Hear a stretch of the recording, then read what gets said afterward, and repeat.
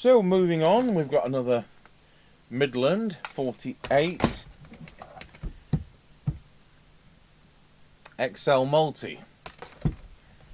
Now, I had one of these with duff meter the other week, didn't we?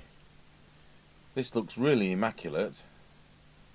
So let's hope this one isn't duff. It's got an unconventional fuse holder, but that's fine. And this is another one from the same customer, the chap with the lorries who has the Kerno Beta 1100 we did yesterday. So it's lit up and it's sat there in PA position. So that's got rid of that. I better put the soldering iron on because I've got a sneaking suspicion that you have to unsolder the speaker on this. I'm looking at the time because we've got 10 minutes before doing something which is scheduled.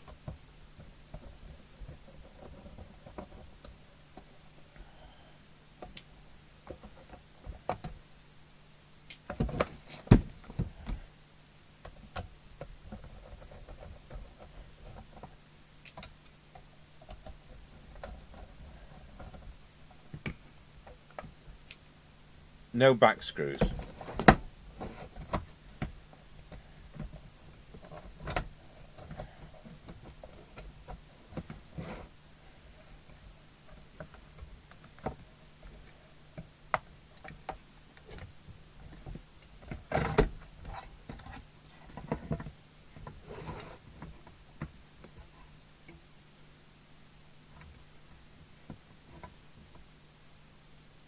Well, I'm sure I've not seen one that looks like this before.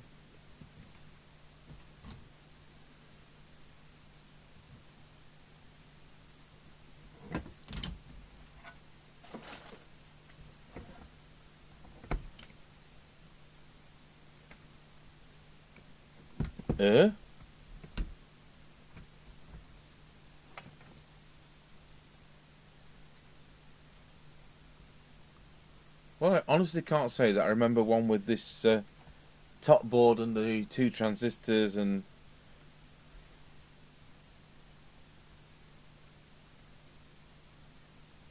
that's the signal processor thingy.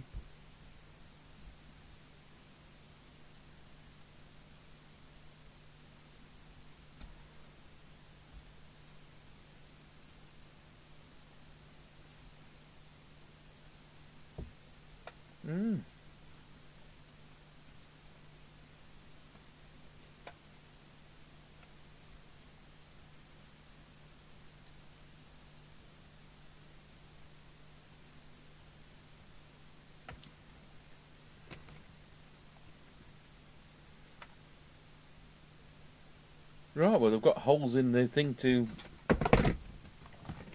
get to adjustment. I just don't remember this version.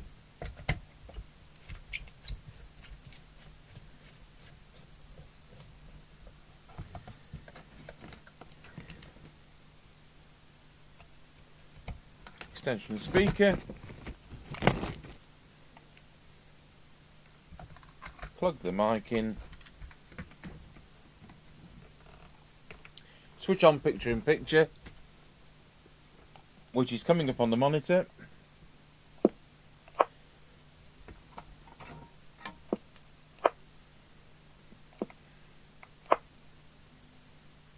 And we have no transmit.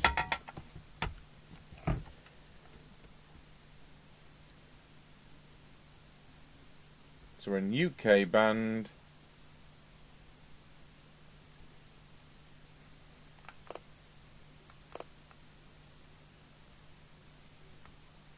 That's CPT band.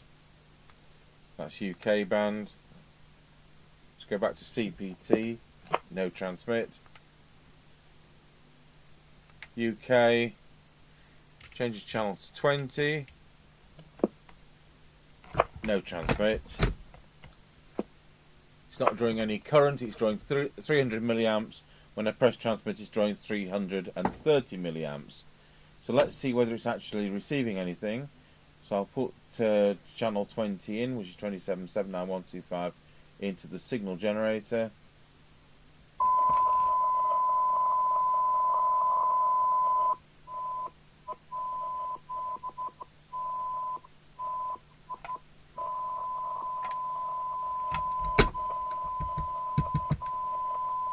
dodgy sounding, isn't it?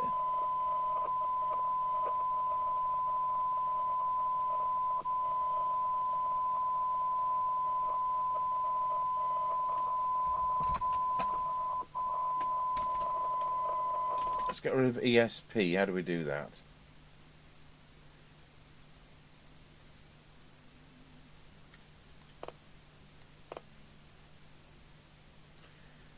Do a watch scan. Is that it? Yeah.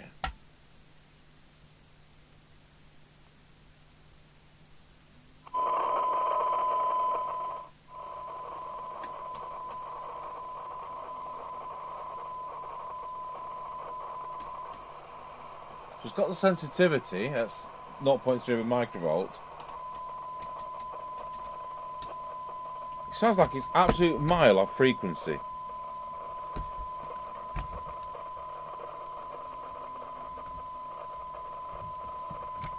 We'll just look at the trimmer capacitor.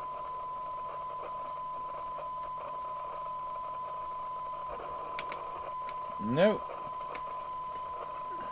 Is it the detector?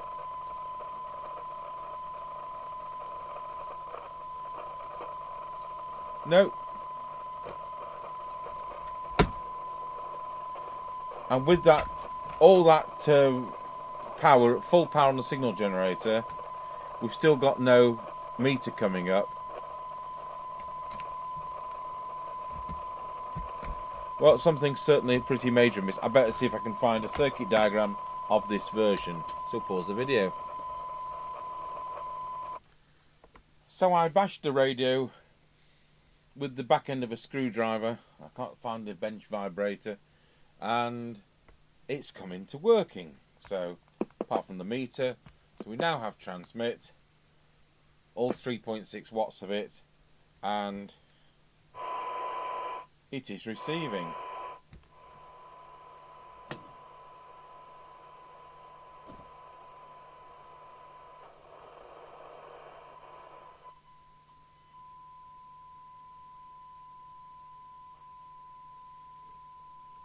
But we've got no meter operation. Looks like these meters are problematic on these sets.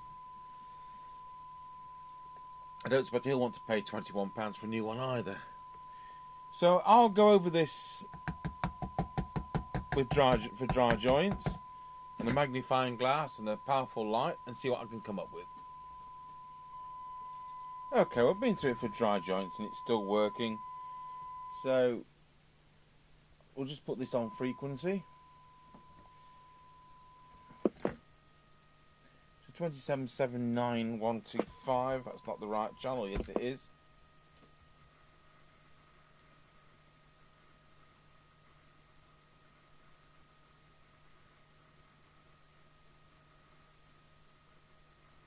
And this radio has been gone over for dry joints before, so we don't charge for dry joints. I'm not going to enter into a contract. We charge just for the alignment and try my best to do dry joints, but no guarantee.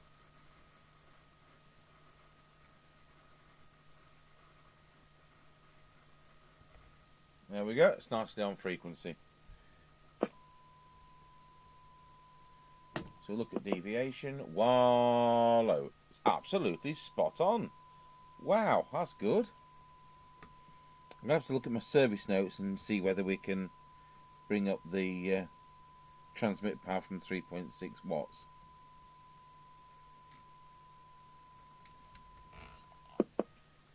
And we've got no meter operation, so I will just test with the meter. Test the meter with the meter. That's a good idea.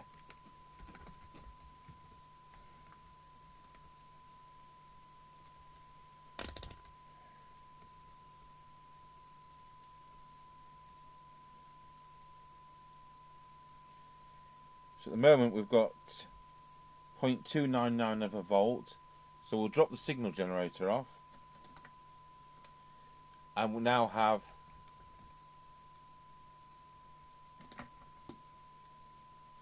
nothing. So we'll now go on to transmit 0.168. So clearly the power's getting to the meter and the meter isn't deflecting. So it does look like the meters are pretty poxy on these Midlands.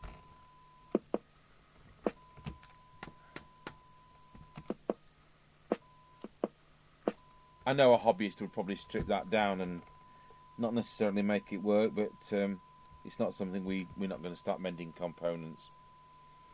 So what I'm going to do, I'll call it a day with this, because we're well into the evening. Switch off the test gear, and I'll switch the radio off. And tomorrow we'll power it up and we'll see whether it's still working. That's always a good test. And then we'll just finish off the tune-up. So it's fast forward that time 3 days. Because yesterday I was taking somebody to hospital who was from church. And so we didn't get on with this at all. And that's good.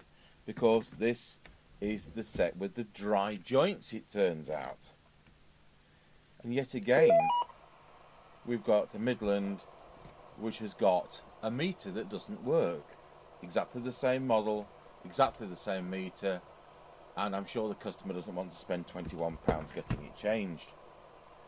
So we'll switch picture in picture on.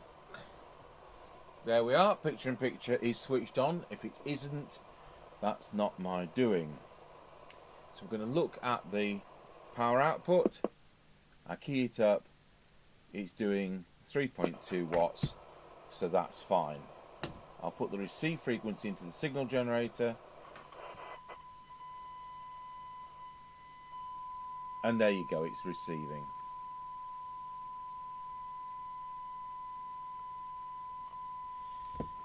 And the meter doesn't work. It doesn't work on receive, it doesn't work on transmit. So we've already checked with our meter. I think that's where we got to, that there is a voltage there and it's actually therefore the meter that doesn't work. So that's our recap. What we need to do is just to go through the adjustments and bring that power up if we can from the current 3.4 watts. I found the notes from the set we did a couple of weeks ago. So start with transmit L301.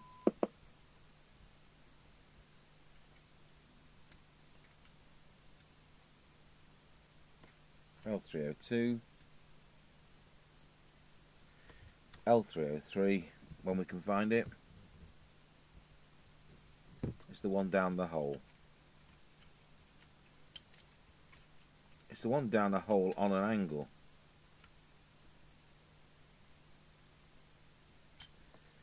L304. Is that L304? Or is that on the receive?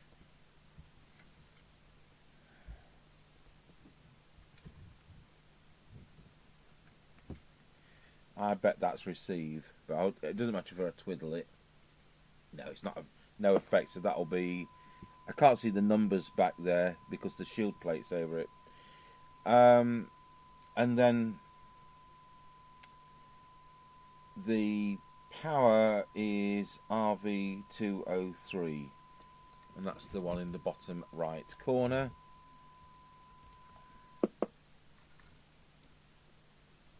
And that was at full whack.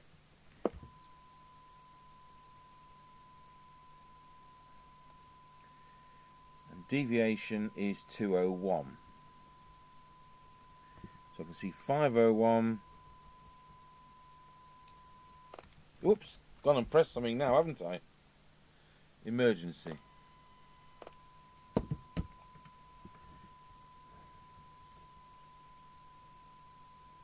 .201 is there. So let's just look at that deviation. Wallow, 1212. It doesn't look like we're in tune on the machine. 1, 2, wallow. It's absolutely spot on. 1, 2. That doesn't need adjusting at all. So we'll leave 201, which is there. does the radio allow you to access AM? I don't think it will do through its. So if we go into UK channels, is that what's supposed to happen?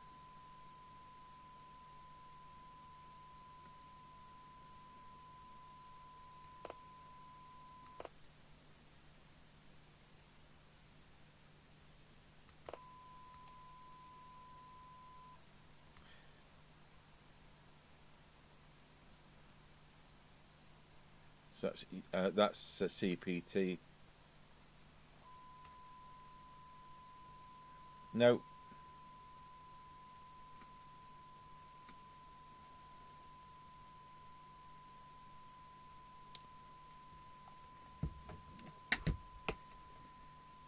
Right, what's next? So that's the transmit.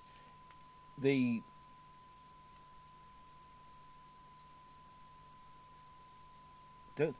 power meter is RV203.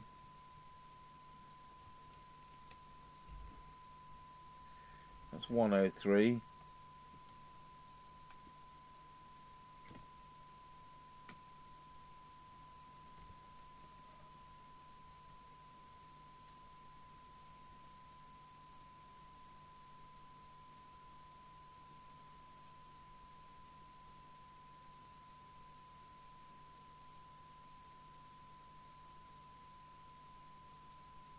So you've got two presets down there. I'm going to have to get a layout because I don't want to start dismantling this to find out that. I mean, it's not going to bring the meter back into operation because we've already checked for voltage across there. We can also check with the S meter, which is RV101, and RV101 is you know what, it's probably the other one of those down there that I can't see. If I get myself a torch, I might be able to see down the hole and find that. So not brilliant power wise, but what voltage are we doing? We're doing 13.7. So putting it up to 13.8 isn't exactly going to change things. Let's go once again for power. Yeah, 3.5. Is there any voltage? I mean, my car charges at 14.4 volts, so I'll just put it to 14.4. Yeah, it's 4 watts at 14.4 volts. So in a car with the engine running, chances are it's going to do the full 4 watts. So that's reassuring.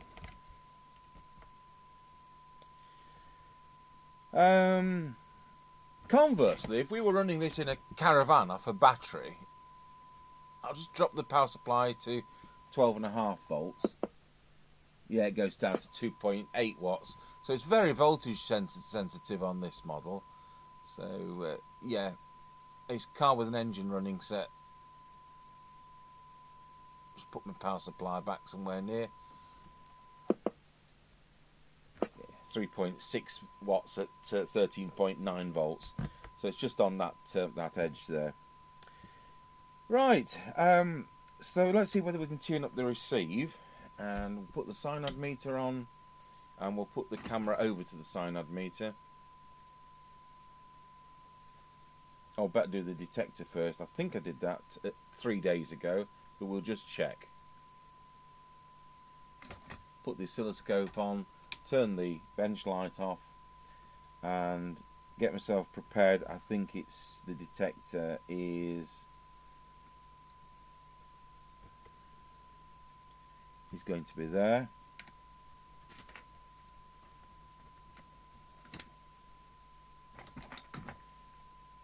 Put an S9 equivalent signal on the signal generator and turn the volume up so we can see it.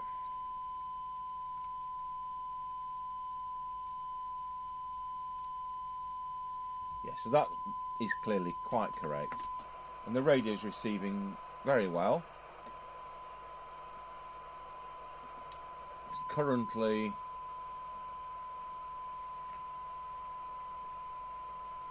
0.59 microvolts for 12 decibel cyanide. So put that on there. So there's a 12 decibel cyanide. Let's see whether we can improve that. So we'll turn down the attenuator on the signal generator so we're not overloading the receiver. That's why we do that. Now I've fiddled with that coil there.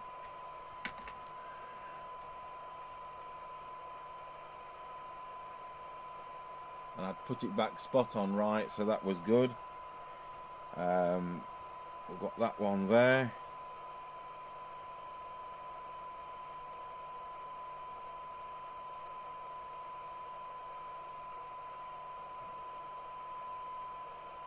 Wow, that's made a difference.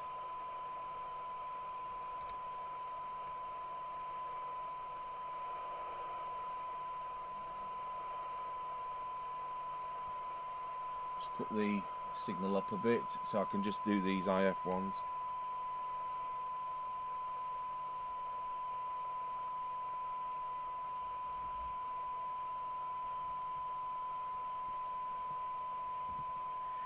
See, the newer the sets get, the less adjustments there are, because the component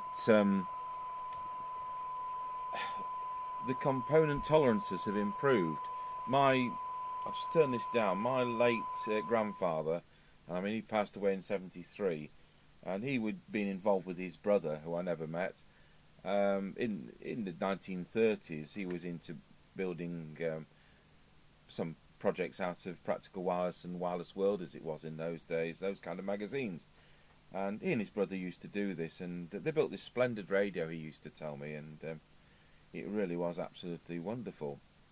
And so he says, well, will you sell it me? So he says, well, yeah, fair enough, I can make myself another one. So he sold it to this person. They built another one. Was the other one any good? No, it was no good at all. And this is tolerances of components. So by the time we get to the 1980s, with most of the UK CB radios, we've got resistors which are 5%, and we've got capacitors that can be 1%, 5%, 20% with some electrolytics. But when we move on to the surface mount technology, these type of things, the tolerances are very, very close indeed. And these can be machine manufactured, of course, with the pick and place machines and the way they're soldered. It's not flow solder. Forgotten what they call the technique, but you all know it goes on a hot plate thing, and the solder paste melts. But everything's repeatable. Now, when you're inserting components that have got leads, they can end up not quite in exactly the same place. You know, we can move these capacitors, and that could slightly affect something. And so when these are manufactured, you need to be able to have these adjustments to take into consideration the tolerances of the components and the fact that things can be placed in a slightly different position. Once we move on to radios which are surface mount, if you've picked all the components right and you've got the right tolerances, you don't need any of these adjustments, because it's always going to be manufactured the same way. And it's going to, at the end of the manufacture, it's going to be put on a test instrument, and if it passes a particular mark, well, then it goes off and gets packed and sold. So this is what has changed. And so the newer the sets become, what's this, probably 2014, and the more they do away with the leaded components, which is a nightmare for us as service people, the more, theoretically, the more reliable and the less adjustments you need, and of course that makes it cheaper. But have they dropped the price? I don't seem to have done, do they? They seem to have given more loads of more useless features. So this is what we're against, you know. So, you know, people say, well, why haven't these new sets got any adjustments? Well, because the way the pick and place and select on test, some components values are selected on test. There'll be a board will have certain components installed. It'll be put on a what do they call it, a pin jig. The board goes on this pin jig, measurements are taken, and as it moves on to the next, the computer manufacturing these things will select the next values. Some of these components will be different in different radios these days. So you'll see in the service manual it will say select on test SOT. So yes, different ball game. But it's made it that we can't. They come out with 3 point something watts, and there's nothing we can do about it. So technology rant over. We've now got the receive to where I want it. So let's see what that reads. Oh, as it happens, we're right at 12 dB. Let's just see what we've now got. So we've brought that from 0.59 microvolts for 12 decibel cyanide to 0.42 microvolts for 12 decibel cyanide. So yeah, that's improved it for him, so I'm sure that'll be great. So I think that the time has come to, I can't do anything with the S meter. I'm going to have to email him. We'll leave it on the bench for a couple of hours. So we've got, we can do Squelch. So we'll put this down to the attenuator controls. That's 0.3 of a microvolt. Where I've parked it, we turn the signal generator to standby. Set the Squelch to threshold. Oh no, we won't. We'll put it to full and see where we are. And I want the Squelch to open when I reach 100 microvolts, which is an S9 signal for UKCB. That's 1 microvolt, 3 microvolt, 10 microvolt, 30 microvolts, 100 microvolts. And you know what? I've never switched the signal generator back on. Let's start that test again. Signal generator back on. 1 microvolt, 3 microvolts, 10 microvolts, 30 microvolts. It's come in. I want it to be coarser than that. So we will adjust the Squelch preset, which is RV103. And RV103 is that one there.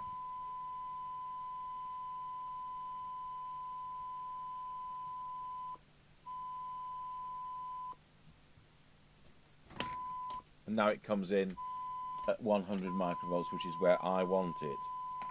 So now on the other end of the spectrum, we'll once again switch the signal generator to standby, and we'll turn down the Squelch control on the radio to threshold. Switch the signal generator back on, and it's come straight in. So it's just beyond 0.3. Oh, you've got such a wide hysteresis, it's difficult for me to do this test. So it's coming in at 0.35 of a microvolt, and it's leaving at 0.17 of a microvolt. So it's an exceptionally wide hysteresis as that width of Squelch is expressed. That's the word, expressed. So that's working fine. So it looks like we've actually hit on the right dry joint. So I'm going to solder up the screen plates on the other side. Just pause the video. So the other thing I've done a couple of days ago on this was to go over this with the isopropyl alcohol. So not only did I go through it for the dry joints, but we've gone through it with the isopropyl alcohol and done a bit of a board wash. And so that's had plenty of time to dry. And I look at these with a high power light and with a lot of magnification and obviously some experience. And I can't see any dry joints now. What the reason these dry joints, it's not that they weren't soldered right in the first place. This is a misconception. What happens is that the component leads haven't been cleaned. They're brand new components, but whilst they've been installed, they may have become tarnished. And so, you know, the radio's put together, they're soldered, there's proper flux and all that. And what happens is that this dirt, which was never cleaned off the leads, it starts to get worse. And that's what causes the dry joint where it's been soldered. Just to look at that one. No, that's fine. So that's put back together. Just see if it still works.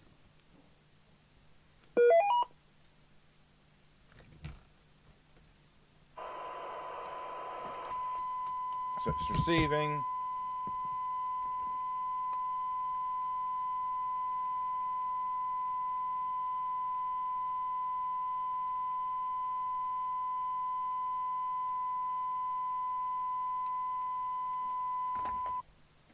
And if we're going to transmit, it's now a cold set, it's 3.8 watts, so that's fine. Testing 1, 2, Wallow, good, excellent. So I'll just pop this back together, and where did I put the lids? It's trouble when you've had to set, oh there it is. So he's emailed me back, no he's not bothering with the 20 odd pound meter. I'm not surprised, what a waste of money. I expect the new one would break in 3 years as well.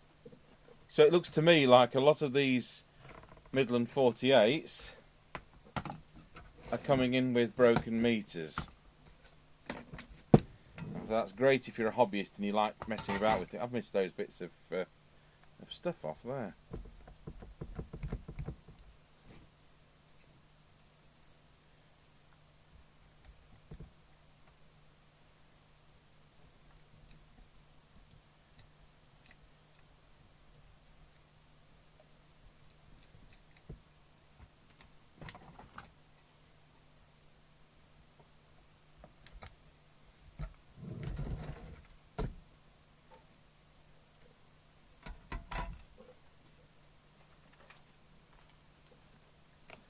One day I'll remember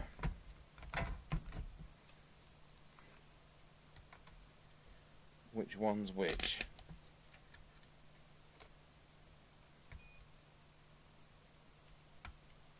Yellow's negative. It doesn't matter, but I'm just being a bit nitpicky.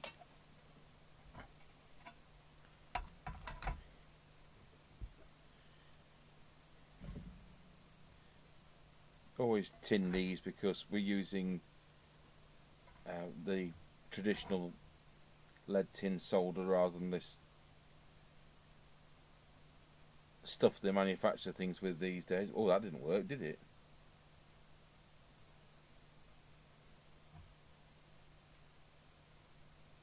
Never be tempted to blow on your joints while you're waiting for the thing to burn your fingers. You do end up with dry joints very easily. See, you look at the corrosion on the back of that speaker magnet. It's been in a lorry for, it's probably only a 2014 set, but it's going to have been in a lorry for 5 or 6 years. And damp environment and all that. Okay, we'll pop some screws in there. If we can find the customer screws. And if we can't find the customer screws, well, he'll end up with some new ones, won't he?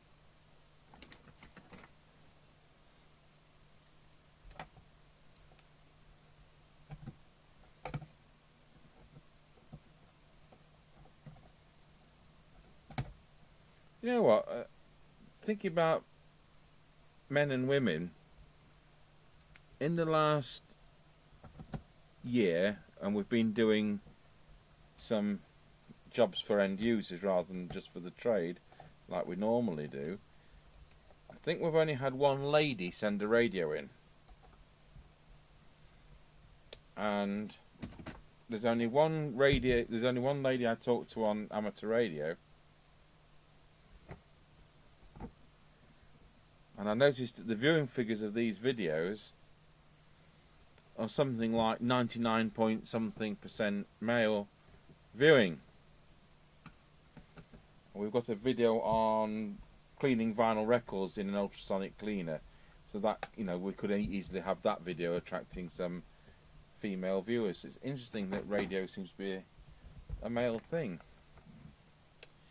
Right, so I'll put it on the aerial, switch off the test equipment, save myself some electricity, unplug the test equipment speaker,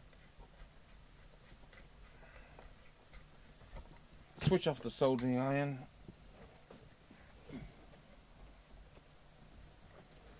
plug in the aerial,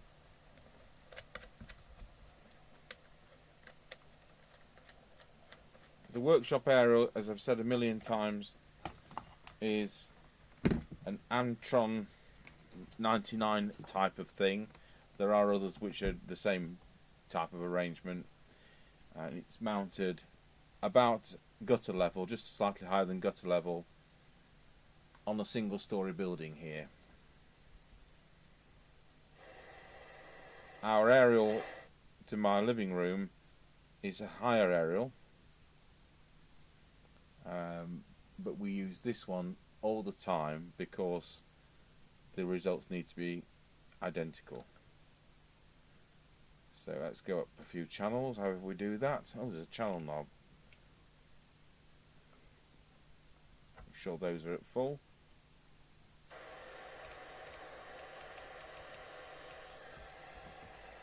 One on a Roger. You know it's transmitting because the lights go dim.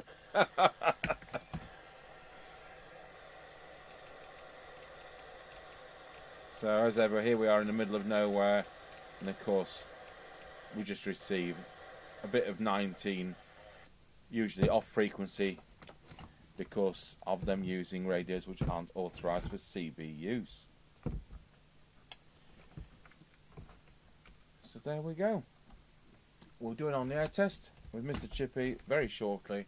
Thank you for watching the Midland 48 XL multi, which still goes back to the customer with a broken meter.